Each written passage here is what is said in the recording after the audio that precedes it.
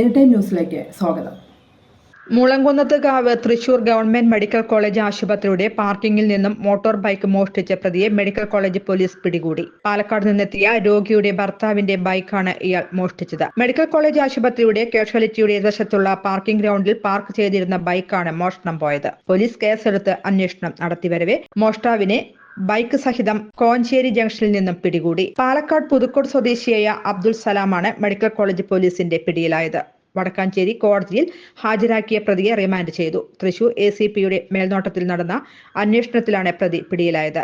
Medical college police station inspector Shaju CLന്റെ നേതൃത്വത്തിലുള്ള സംഘത്തിൽ sub inspector Sarath Soman, senior civil police ഓഫീസർമാരായ പ്രശാന്ത്, അമീർ ഖാൻ, രഞ്ജിത്ത്, ഗിരീഷ് എന്നിവരും ഉണ്ടായിരുന്നു. News desk anytime news.